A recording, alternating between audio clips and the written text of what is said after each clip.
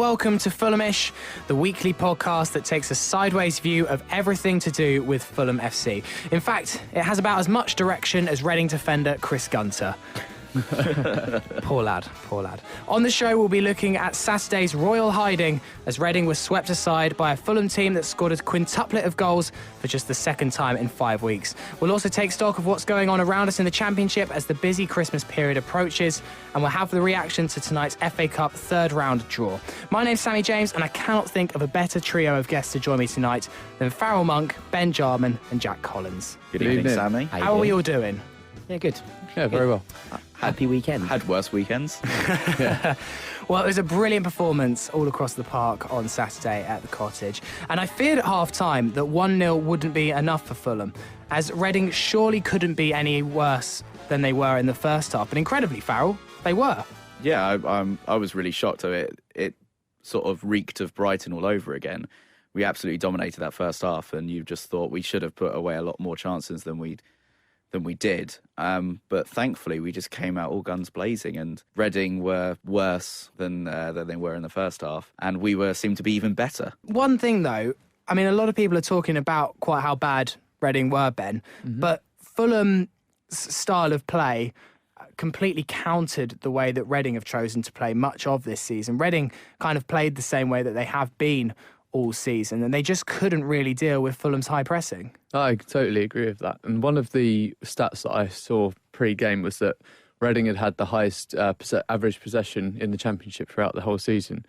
I was quite surprised that someone firstly had more than us. How high were we in that? Did you see? I didn't see, but I know Reading had around 68% average possession every single game. That is incredible. And that's what Fulham registered this weekend against them, which we basically fought fire with fire there.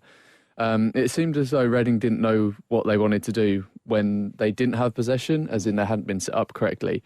I just thought us compared to how we were against Brighton last week was just completely different. I mean, we were quick through the transitions, we were incredibly direct, especially from wide areas, and we weren't afraid to get the ball in the box. I thought that we made them look bad. Like, it was one of those ones where we set up to completely nullify the threats they had, especially from... You know, we talked before that. You know, in the preview, we talked about the fact that their wingers were crucial to everything that's been kind of good about Reading and everything that's been sort of at the heart. And Gareth McCleary's been their top scorer at the ripe old age of 37.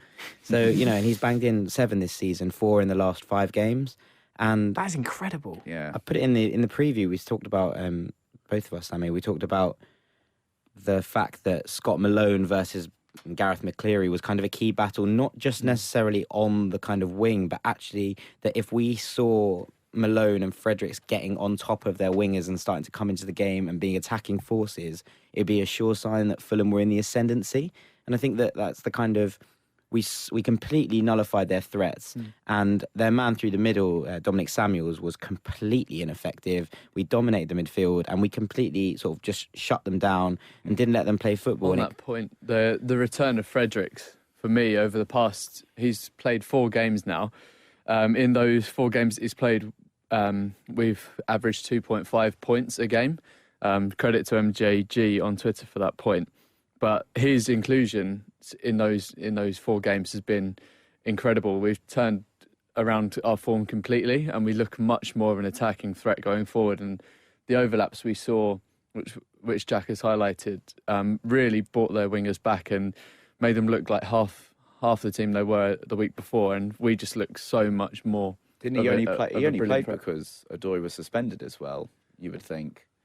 Fredericks potentially that. I think Fredericks gives us like a whole new dimension in both in terms of pace and incision, just because he's not afraid to put the ball in the box, and the way we're set up with our front 4, just we overload the box as it is anyway. So getting those balls in there quickly just really gives us that extra threat. His pace is so crucial to how he plays, because he has that anticipation. It's very easy to actually turn around and go that whole sort of Glenn Johnson kind of thing, where because he's so good going forward, he must be really bad going back, when Glenn Johnson, you know, he had his faults, but he was a pretty solid defender.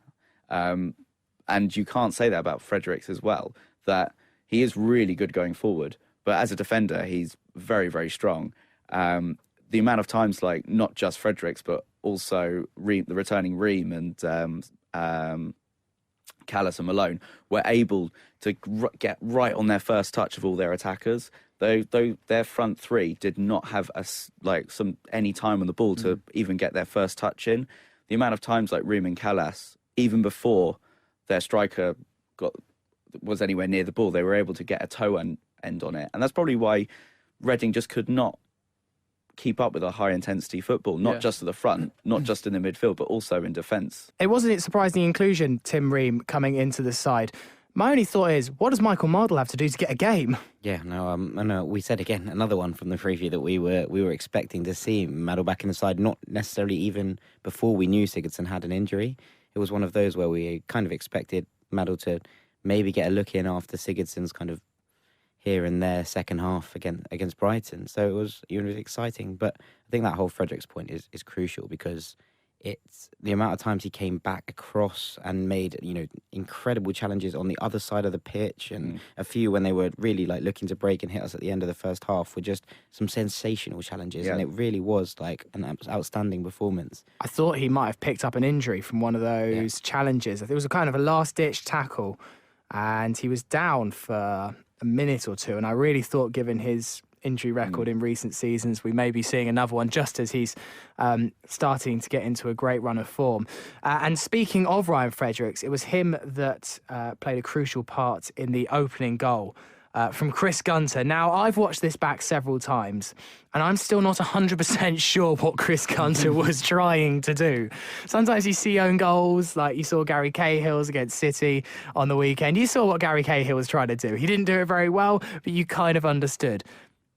Where was he trying to go? Was he trying to go back to the keeper? Was he trying to knock it out of play? Was he trying to hit it over the bar? It looked like he was actually trying to score. It was a clinical finish. It was such a good cross from Ryan Fredericks that it put Gunter in such a terrible position that it was so fizzed in and put into that classic corridor of uncertainty that the goalkeeper couldn't cut it out. It was going so quickly across that no one had probably had time to actually shout away or, let it go or whatever, or, head it into your own net. I mean, if that was an instruction that maybe the keeper gave, but just gave him no chance, really. Yeah. I think it might have been the sun. And he started gesturing to the sun in his eyes, and it did give me a wonderful moment where it reminded me of the charge of the Rohirrim in Star of Lord in the Battle of Helm's Deep, where they all go like That is a middle class football shout if I've ever seen one. You're not gonna hide from that reference. It was really one of those where he was like standing on the line, like blocking out his eyes. And Gandalf the White is coming. Yeah, it was a huge reference, but no, the son is a Fulham fan.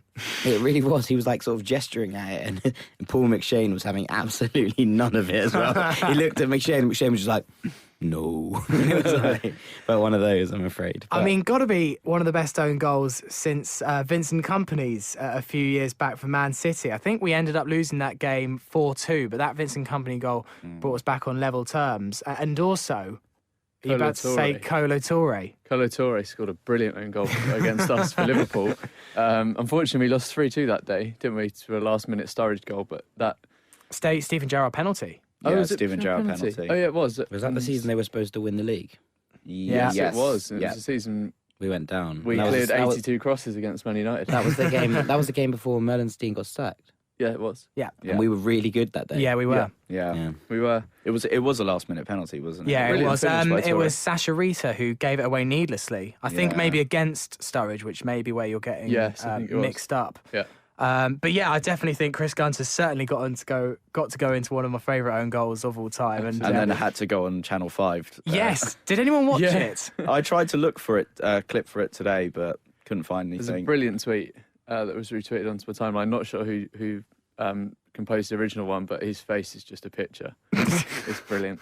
Well, fair play. He was actually very humble and quite well spoken about it, and fair play to him for going on, because it would have been very easy to cancel that TV appearance, wouldn't it? Yeah. But yeah, I mean, he didn't really say much about the own goal, and in fact he was the only person on the panel that was giving Fulham really any credit. It was sort of one of those where everyone was like, "Oh, off day for Reading, huh?" And he was like, "Look, Fulham were really good. Like they outplayed us. They took all our strategies and they nullified them." And he was like, "We were beaten by the better team on the day." And everyone else was like, "Yeah, but bad day for you." He was like, They're always like, trying "Come to on, get lads." a soundbite, those guys, aren't they? Yeah, indeed. Beaten by a better team and the angle of the sun. Second half, we looked very dangerous every time we went forward. All very good goals. The one I wanted to pick up was Aluko's. There seemed to be a very big mix-up after his goal. Do we have any idea what happened there? The linesman seemed to think Martin was offside, even though he wasn't, but then decided he didn't interfere with play, which I think he did. See, do you? Because I really don't think he I interfered don't think with play. he did. From my personal opinion, obviously, we're all slightly biased on here, so you take this with a pinch of salt. But when Martin tries to get hold of or get on the end of that ball, the ball is already past, firstly, the keeper, so he's not interfering with his line of sight. And then secondly, it's also past the defender. And lastly, he doesn't touch it. Yeah. So in all three of those counts should make the goal completely legitimate. Well, Farrell, I know you're an ex-referee / is a referee. Failed. Maybe you could I wouldn't take enlighten my us, but- opinions. But no, I totally agree.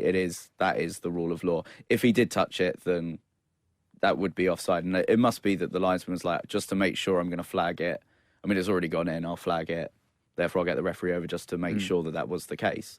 If Martin was probably 5 yards to the right where he was in front of the keeper, you would definitely say he was interfering with play. Yeah. But He's not not. in that Okay. situation. He's behind the keeper there. I saw an interesting How annoyed thing. would Aluko have been though, if Yeah, he did really. Oh, touch what it? a goal. Someone on Twitter, the Reading live feed of the game, suggested that the flag was up for a foul on McShane.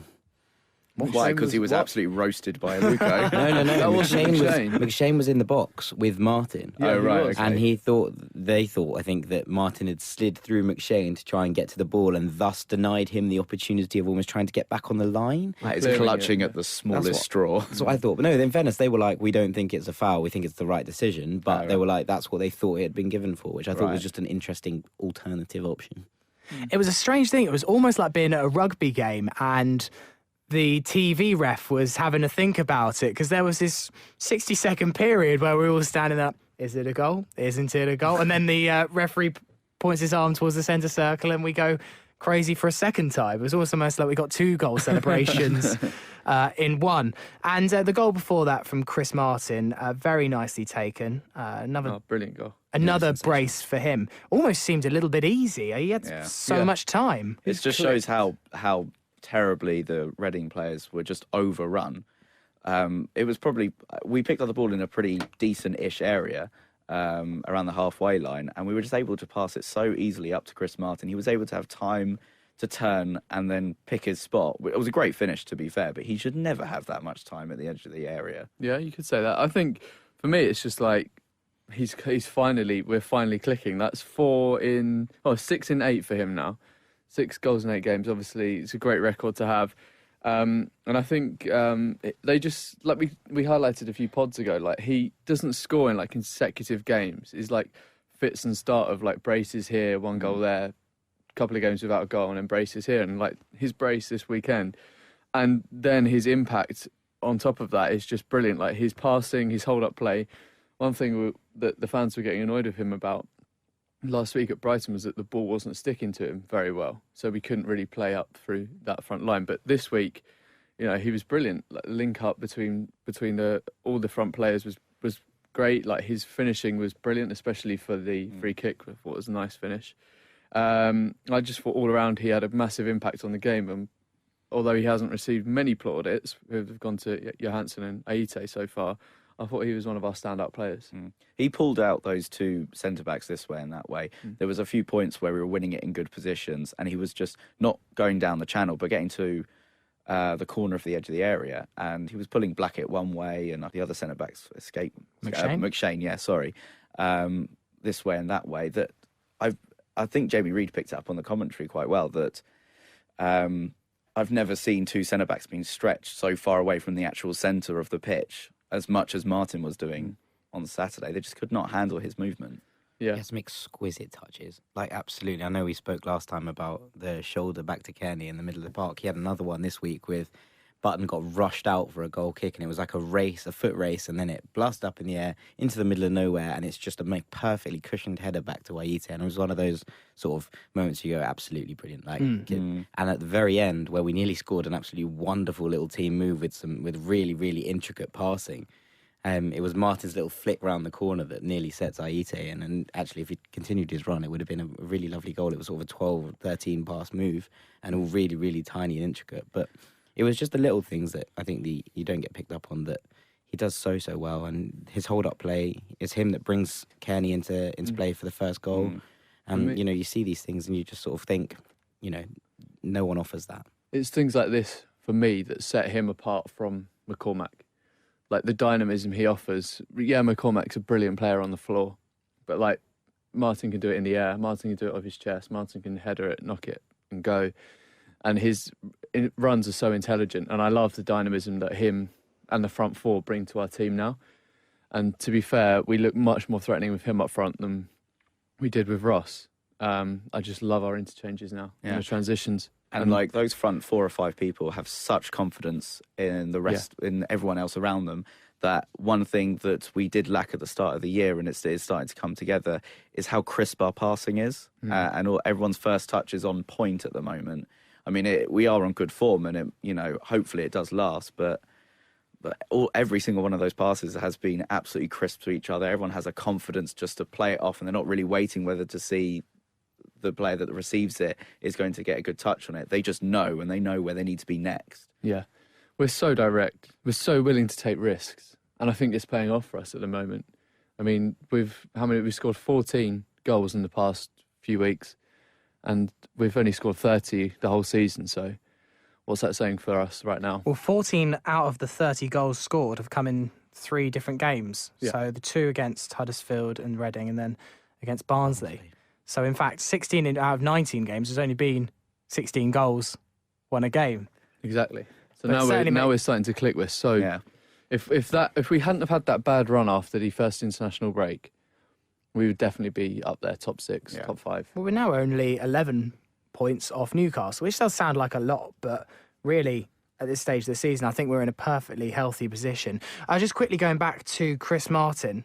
Interesting that in a couple of weeks against Derby... He can't play. He can't play. Well, we think... No, he can't. Is that definite? I looked it up today. So it could Got his be... contract out.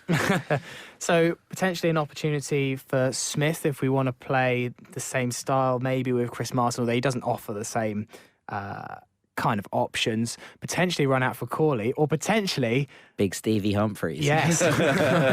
I don't think that's the right decision. Do you think he'll probably play Aluko up front instead and put Piazza on?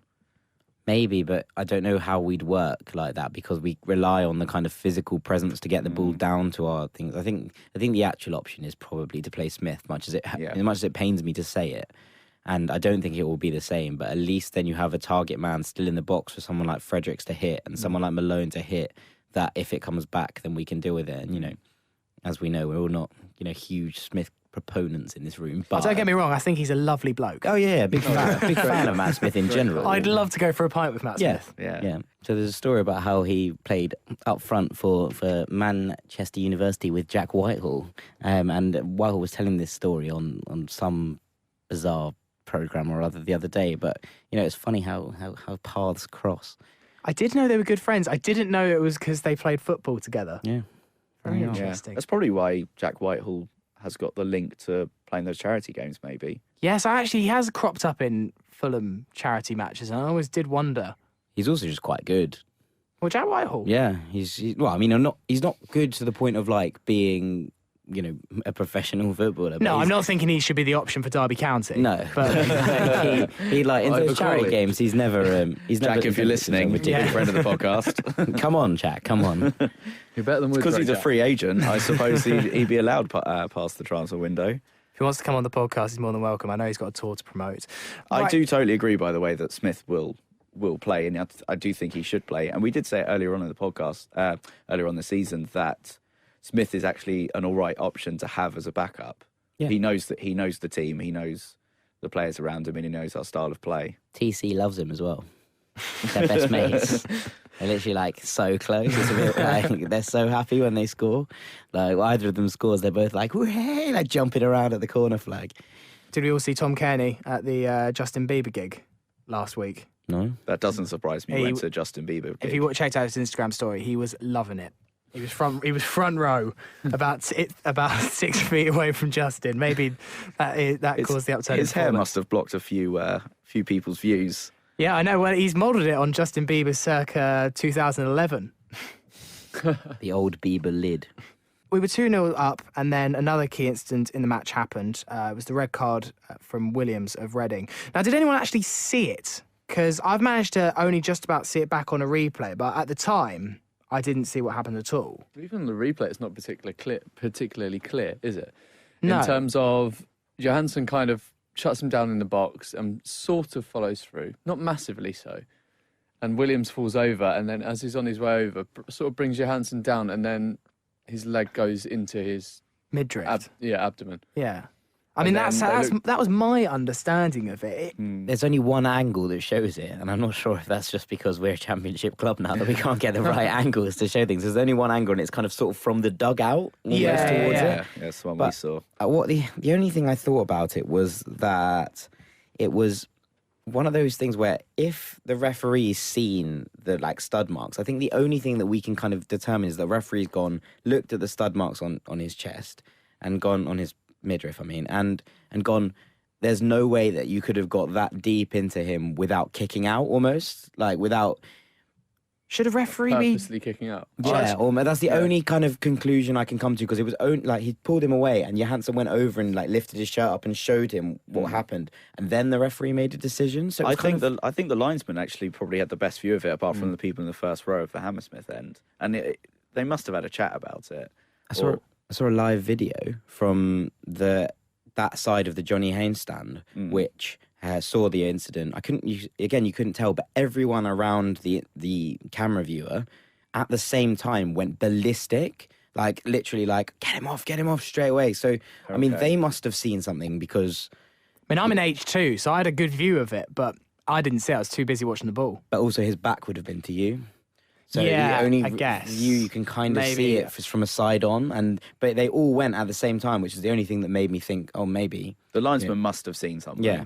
Well, That's Well, it looks just about, in hindsight, like the right decision. I mean, how the referee got to it, I guess we'll never fully know unless he explains it. because referees are superhuman. there was a nice moment. I've done a fair share of slating Tom Kearney as a captain in my time, and there were articles about it, but I thought he was absolutely sensational on Saturday. And there was a really lovely moment a couple of times where he brought the right players away from the situation, and Johansson tried to get back in to talk to him, and Kearney stood over and brought him away, and put my hands up, plaudits to Tom Kearney where they're due, Yeah, and I noticed that as well. really, I thought that was a really nice sign that maybe he's maturing a little bit more as a captain and learning where he needs to make his influence felt and stuff. So yeah, shouts out to TC. And as a player, he was incredible. Yeah, brilliant, Yeah, absolutely absolutely wonderful. incredible. He was controls like- possession so well in the middle of the park, doesn't he? And he gets in situations where you think he's going to lose this. He's got too many players around him, and he just seems to find a way to make space for himself. And that is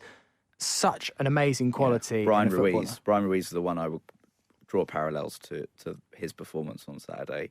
The way he would have like 3 or 4 players around him, and Ruiz would just be able to pick that space and just find a good pass.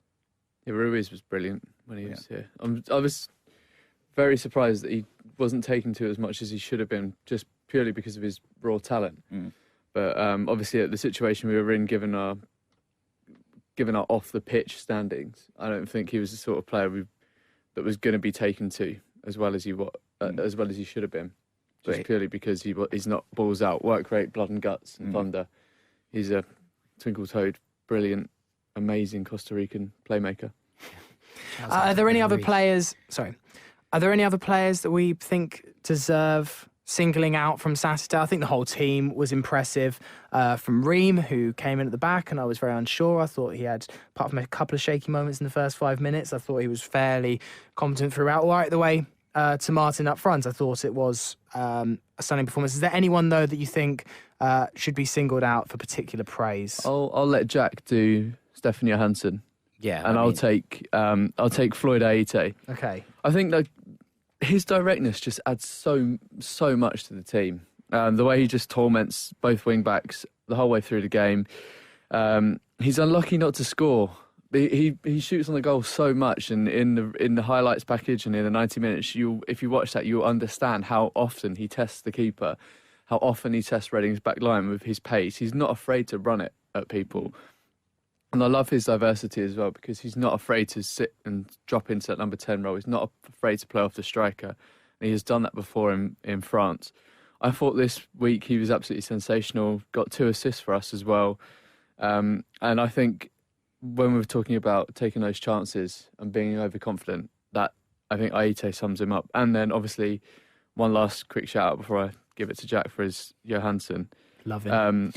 Callas just makes everyone look so much better. And there's an article out at the minute on Twitter that I saw that says he's basically looking to move on from Chelsea.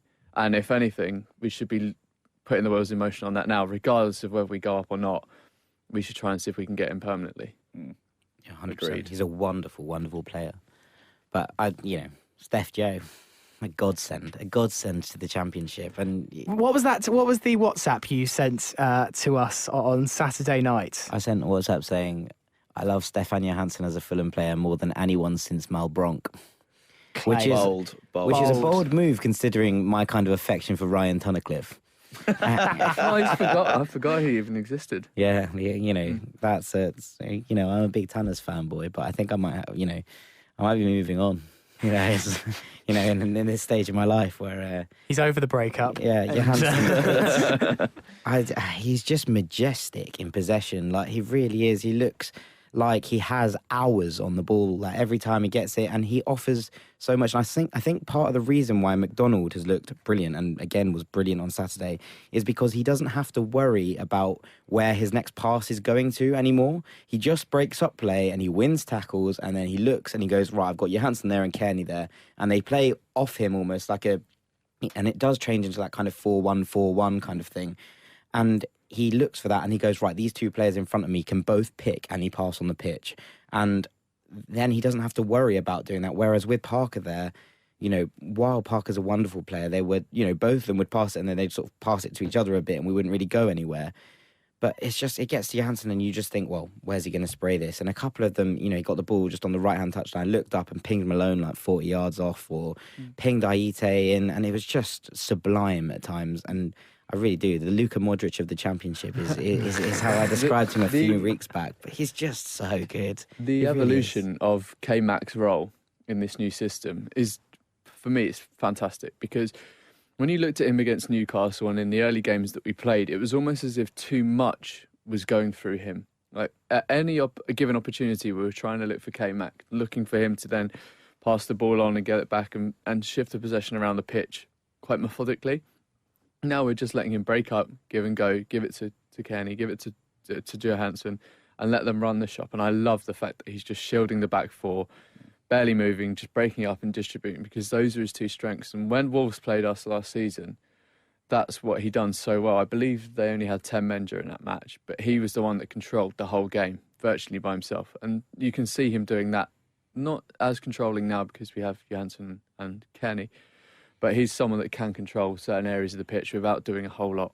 And he makes football look simple, and like Johansson does, and that is where a player is class, because he makes it look... He's certainly got now this confidence that he can pick it up in a sort of a tricky area, but he has absolute confidence in the players around him that he does make that tiny yard of space and then just plays it off to them, and then is already an option if he needs it back. And it just really stems from, it's not just him, but the confidence is going throughout the team at the moment. And it certainly helps players like McDonald, because it could be a situation where we're not performing as well, and it could go back to McDonald too much. The same way that a month or so ago, when we weren't playing as well, and players like McDonald were touching the ball a lot, and therefore when he shouldn't have it as much, and Button was touching the ball too much, and therefore he led to like the odd mistake, and therefore we were talking about, should we drop Button, when it wasn't really his fault, It does feel like this team's come a long way since that Villa game, when Button touched the ball more than Chris Martin. we're not negative in possession anymore. It doesn't. It all comes from that. When we had that kind of anchor that sat together, we were so negative in possession, and everything seemed to go sideways or backwards. And now we look at the ball, and you see these players spin and go, and it just seems to be so much more fluid. And like Ben was saying earlier, so much more direct and straight through. And we look like we're gonna hit teams again and again and again, and we don't look like we're panicking. And obviously that's not going to work every week, because the way that Reading set up was conducive to our strengths in terms of they want to hold possession and they want to hit on the break and that kind of thing. And teams like Sheffield Wednesday, who are a little bit more savvy, shall we say, even if that's necessarily, not as nice to watch. They broke that up and they stopped us being that direct and fluid. And it really did hamper us at times. But, when you do get these teams, that you can show that we can mix it with the best teams in this league, the Readings, the Brightons, and we've shown that we can dominate those teams at home. And I really, really am excited about if we can keep everyone fit and keep this team firing and continue to, build confidence, where we can go with this side. It's that direct play that has really terrorised Reading and a couple of teams recently, especially Aite, Aluko and Kearney. They pick it up and all they ever want to do is just run at their defence. We gave them not a moment's rest. Aluko... I'm guessing Jonathan Beta wants to see the back of Aluko. Really glad to see the back of That's Sonny all he Aluko. did see, really. Yeah. And it's just something we have lacked the past 2 or 3 years, the way that we can counterattack quite so quickly as we have been. And the amount of times in the past, like 2 or 3 years ago, where, we might be 1-0 up or we might even just be level, but we just couldn't counterattack as effectively.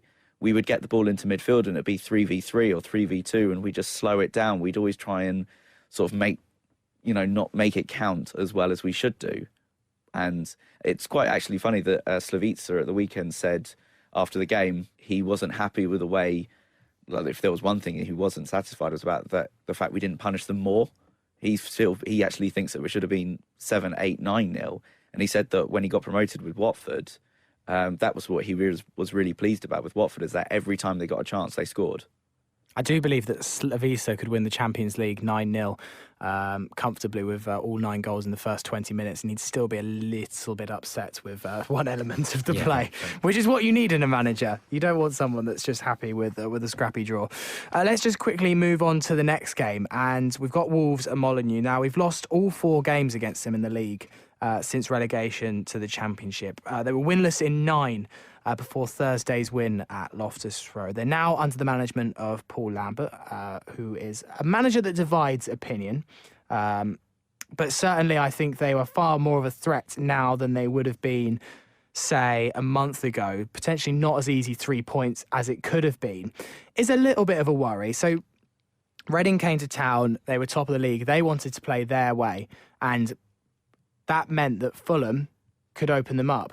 I can see in the next couple of games, maybe against Wolves and almost definitely against Rotherham, teams shutting up shop again, and we might struggle. And if we don't make that breakthrough early on, getting frustrated, trying to change the way we play. Is that potentially a concern as we enter these games against weaker teams going into December, all bar Derby, who are on an excellent run of form, but still, I think, far more beatable than some of the teams we've turned over this season, that we're going to have to find a way to break down these teams that are going to try and defend heavily against us? We've got to remember that we're also not the same side that we were when we played Burton Albion, and, that was... I think that's the kind of epitome of us not being able to break a side down as such. And I think that we're not that side anymore. And, I hope that you all agree with that. Absolutely. But, absolutely. They're still going to shut up shop and they're still going to look to defend, and we still have to break that down. And we haven't seen this kind of new look side against maybe an 8-man sort of defensive wall, if you will. It's funny what we were saying last week about how we always seem to be playing teams on really good form, or week in, week out, when we have actually started hitting some form ourselves, and it's been really difficult games. Now we're playing a Wolves team who, apart from the QPR game, which sounded like they were actually lucky to get 3 points, even though they were facing a team down to 10 men for most of the game, we should really look to be going to that game thinking, bang on 3 points. I'd be disappointed with anything less than 3 points. Yeah, I have a tendency to agree there. And I also agree on your statement with the fact that when we do play a team that are bang in form, they have a tendency to play a much more open game. Whereas if you're a team that are struggling, they obviously are looking to conserve where possible and try and pick up points, again, where possible. But for me, when I watched Wolves against QPR last week on Thursday, Wolves play a very elongated style of football, as in Fulham are very compact and they like to play within 25, 30 yards of centre-back to centre-forward, and they look to transition well. Wolves are very, very long in the amount of passes they use. Their average pass length must be around about 22, 25 metres. And I think other than their two wide players, who are Cavallero and Costa, who scored a brilliant goal against QPR, their second goal was amazing. And Edwards, who drops in from the midfield onto the edge of the box and has a tendency to score a lot. Other than that, they don't look as though they have very much to offer. Their centre half, one of is Richard Stearman. Is he allowed to play? Who's not good enough to play for us, is not allowed to play against us. And with him out the side, they didn't look particularly good at all. I think we can take them. I definitely think we can take them. Yeah. The way we're playing right now, it just depends on whether we can keep the composure over that 90-minute period and not get frustrated. And hopefully a win will take us higher than 10th place. I was saying to Farrell before the podcast, when I go to a game, I don't really check other scores. I did last season when I was kind of working for the club, but that's a bit different. I'm in the moment. I only care about the game I'm at. I'll find the scores out at the end, unless it's business end of the season and I'm checking scores from elsewhere. I updated the BBC Sports app, I wonder how high we are in the table then after a 5-0 win. And Fulham was still in 10th position without an arrow up or down. So BBC Sports not working. And Farrell said so he went so far as to check another app, as if he couldn't quite believe it. It was a bit of a strange one.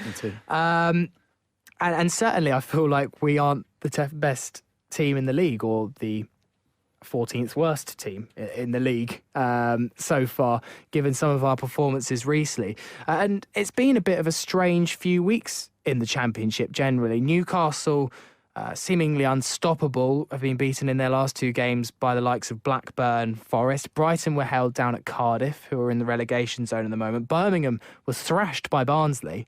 Admittedly, Barnsley were good at the start of the season, but that's results come out of nowhere. And also a 10-goal swing for Fulham over Brentford this weekend, which is always lovely to report on.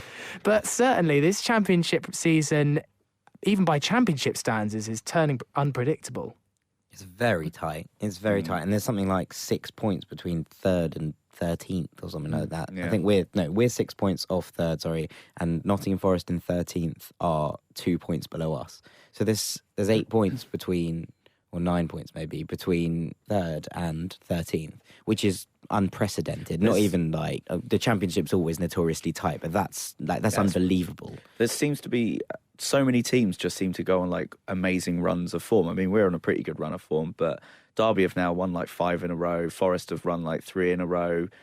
Leeds have won 5 of the last 6. Where have Leeds come from? Yeah, I know. Leeds were rubbish. Yeah, like, now they're ahead of us. Yeah, they were actually, but they're flying. They're in 4th. They absolutely annihilated Villa, and Villa have been playing well. It was one of those. But you look at them, and the kind of nice thing about the Newcastle one we'll start with is that they didn't deserve to lose either of those games. They really didn't. One of them, they had 9 men in. They had 9 men against Forest. Both the red cards were questionable. Both the penalties that were given against them were questionable, and they had a goal disallowed, which just 100% shouldn't have been disallowed. And it's nice to a point to see other teams apart from us dominating games and deserving to win games and not winning. And it's a bit sort of reassuring, to be honest, to see it happen to teams like Newcastle and teams like Brighton, who just couldn't get through Cardiff. And it was one of those that you really expect them to be turning around and winning. But that would have been the surprising one. If Brighton actually won that game, they would have gone top. Yeah. Barring goal difference. Barnsley were, as you said, they started well, and they didn't, then they dropped off. And I've really got to say, I think that's because Conor Hurahan got injured for that middle period, and he is an exceptional dead ball specialist. And they scored. First one was a free kick. The second one was his cross from sort of, a standing sort of start. He rolled the ball on and then swung one in. The third one was a free kick as well. So when you have that kind of delivery and that kind of player, and also they scored their last 2 when Birmingham were down to 10. But when you have that kind of ability in a delivery and in a set piece specialist, you're always going to get goals, and there are always going to be games where things just go your way. And I expect him to see him in the Island set up very soon, which will be an exciting one for me. Are you sure they just weren't devastated from Malone's worldie against them? Oh, yeah, classic. That was it. Then all confidence went straight out of the Barnsley camp, and that was that. One thing we have noted from last season's championship is how close it was. But last year on week 19, so the round of games I believe we're on now, the top 6 didn't change till the end of the season. This time round, I think, I definitely feel like we're going to see a lot of change in that top 6. Yeah. So there'll be a couple of teams that fall out of it towards the end. There'll be a team that comes, maybe like Crystal Palace did all those years ago, all the way from relegation all the way up to the playoffs on the final few weeks. And then I go don't up. think it's beyond doubt. You see a few of the teams that are in the lower halves of the table. Villa. If still. Villa, Villa, start to click, Villa will. Yeah, Forest still need to click as well. They've just recently changed their formation from a static 4-2-3-1 to now they're playing 3-5-2, and that's really changed their fortunes recently. So they're looking really Also, good. Asombalonga's back, Yeah. which is obviously a massive thing. Big for them. thing for Yeah. them. So very exciting this evening. It is one that football fans have in their calendars for much of the year. It is the FA Cup third round draw. This has literally been happening whilst we're on air, and we don't know the draw yet, even though it happened about 30 minutes ago. Probably still going on. I think I've double-checked the draw. I know the draw is over, but I haven't seen who we have yet. So I just wondered who you'd potentially like in the third round before we reveal who it is. Jack, any idea who you'd particularly like? Well, I plumped for Charlton because I really like the Valley, and the Valley is the only ground where you can have a pint while watching the game because their gantries are on the same level as pitch view, so you can stand in the entrances and exits and have a pint and watch the start of the second half. Okay, But so Jack just wants a pint. the problem with that is that that Charlton aren't through yet. And they're in a second round replay against MK Dons, which is probably the game I'd like least. Oh, right. yeah. So MK I'm not- Dons is an awful, even though it's an easy place to get to, as in the town, but the stadium is just woeful. I'd like AFC Wimbledon or maybe Crystal Palace away. They're the Okay. 2 games I'd like. Ben? Yeah, I think I'd like to go back to Palace again. Or Charlton would be a good one actually. Yeah, or Leyton Orient. Are they in it still? I don't know if Leyton Didn't see Orient's in them. it. I mean, I did Leyton Orient early in the season, Yeah, so I wouldn't missed like that. unfortunately. Yeah. Farrell, any preferences as to who you want? We'd all go for AFC Wimbledon as well. Living that sort of kind of area, I wouldn't Sutton United away. That would be nice. Sutton United, that would be That very would be romantic. nice. Eastleigh would be quite an easy one to get to, I think. Down in Hampshire, yeah. Yeah, a third round draw. I always want a team that we go away to, and it's a small team, and it's a new stadium, and it's just quite easy to get to.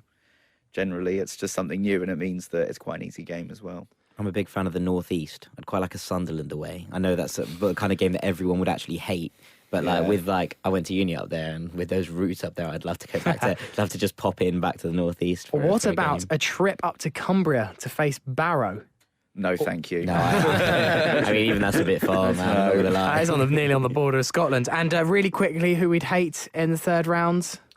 Wolves away, like Yeah, someone like Stoke away. anyone in Sunderland. our league, really, isn't it? Like that we've played already, or that have had the away game that I don't really fancy again. Do you know The what I one mean? that really felt me deflated a couple of years ago was when we got Sheffield Wednesday away. I can't remember if that was last year. That was or the year last year, before. yeah. I was just like, ugh, we're going to lose that one, and it's just such a nothing tie. Yeah, I'd hate Sunderland. Reading I hated away. it when we went up there, even though we got the 3 away shirts. Oh yeah, with that coach journey, I hated it. I hate the team as it is. I don't know why I have this hate for Sunderland, but I just wish they'd disappear. Really wish. the whole Ben's town. soundbite for the week. Right, well, Sound good, let's not Go wait on. any further. Tell us, I can Sammy. tell you who the standout draws are. None of them include Fulham yet. Man United versus Reading, Barrow versus Rochdale, Ooh, West Ham, Man City, Everton, Leicester, Liverpool versus Newport or Plymouth, and Preston North End versus Arsenal. So I'm going to do Control F and Fulham. Here we go. I'm actually really nervous. Oh, look, Cardiff away. Oh, for God's sake! That's such an uninspiring. That's got It's gonna be Ricky on, like, Lambert 87th minute winner written all It's over. gonna be a Especially- Thursday especially night, si- isn't it, as well, or a Wednesday night? especially since No, I think it's a we Saturday. play like Cardiff away like a few weeks later as well, in like mid-February. Yeah. That is possibly as bad as I think it can get. Yeah, that's a disappointing draw. Just So so we might be able to win it. That's the only. I've just the only caught, positive. actually, Sutton United got AFC Wimbledon. No way. Oh, that's brilliant. So- Right, let's all go to that instead. Yeah, that sounds like a much better day out. The That's a day Fulhamish out. podcast is now Suttonish podcast. Well, at least that means one of them will be in the fourth round draw. Yeah. So we can potentially pick that one up. Well, I mean, how important do you think the cup will be this season to Fulham? Do you think Slavis is going to take it particularly seriously? It's one that the fans always do want to do well in, even if potentially no one really sees Fulham winning it or even reaching Wembley. But it's one that I think the fans always want to do well in, isn't it? I mean, like every cup. A good run out for the likes of LVC and Tunnicliffe. LVC article coming soon this week. Shouts out to Alex Bowman. That's going up on Wednesday. Yes, it is. We'd like to think that this time around we aren't taking it particularly serious, given our form as it currently is in the Championship. Surely we'd like a trip to Wembley to obtain Premier League Yeah, status, completely. rather than a trip to Wembley to enter the Europa League in the third round of qualifying. Like I'd rather that we went up to Wembley via the playoffs, but like you say, brilliant chance to get LVC playing again. Brilliant chance to get Josabed out of the cupboard and onto the pitch. And Sessegnon as well. I'd like to see him get another run out. Adinaran, Tunnicliffe, Yeah, all these Cabano. players on the fringes and looking for a game. I think it's a good thing. It might get Stevie Humphreys a game. I think that might be interesting to see what happens. I love the I'm not fact that look- we jumped from Martin to Smith to Stevie Humphreys and we completely miss out. I'm sorry, Corley needs to go out on loan. Yeah, I'm really sorry about it. It's one of those ones that he just needs to go out on He loan. needs a bit of confidence And because he's I do actually rate him Yeah, a so little do bit. I. England's 'Cause he- Ronaldo. He's just got the Andy Johnsons about him. He just pulls defenders this way and that way. He won't get you 20 goals a season, but I don't think that's what he'll be in the team for. He never seems to be playing alongside another striker. He always seems to be playing as an all-out, like a striker by himself, and I just don't think that's his game. Yeah, I really do think that him going out on loan could be the making of him, and it really could, and it could be a brilliant thing for Fulham Football Club to, when we're back in, next season of the season after, looking for, the striker that's coming in full of confidence, young, and also likes the club and wants to be a part of it. And obviously he's friends with all the Fulham camp, so it's kind of a bit one of those tricky ones to be like, oh, I'm not making the team, I'm going to go out. But I think that it could really, really do him some good. I really do. Unfortunately, in an FA Cup run, he was talking about all these other players, but I don't think Bettinelli would even get a shout in. He'll probably end up playing Jarman again, wouldn't he? I think now that I think part of that we said at the time was like he wanted a straight fight for the the number one shirt, and I think that now that's kind of been established that it's Button. It's not like that doesn't look likely to change, and even in those times where we were like, oh, should Button be dropped? Shouldn't he? Bettinelli didn't get in the team. I think that now you'll start to see Bettinelli. I think Bettinelli will play in that FA Cup run. I hope so. Yeah, me too. I like bets. Well, we will have to wait and see. At least, I guess, the silver lining is that it is a winnable game in the third round, and it could potentially mean a slightly more prolonged FA Cup run. As it's always disappointing to go out in the third round like we did to Sheffield Wednesday. It feels like your season's a bit incomplete when you don't have a few of those extra games in January or February. Right, that is time. We are nearly coming to the end of the podcast. Secretary Jack, what is the title of today's podcast, please? I think we're going to go with a 5 goals and a 5-card draw. We'll go with a royal flush. A royal flush. Love Yeah. it. Brilliant. Okay, well, thank you once again for listening this week. Thank you for joining me again, gentlemen. You're very welcome. A very big milestone for Fulhamish last week as we broke 10,000 listens over all of our podcasts. And we're now averaging over 1,000 listens a pod. So thank you so much for your continued support. If you haven't already, go give us a like on Facebook. It's facebook.com/FulhamishPod.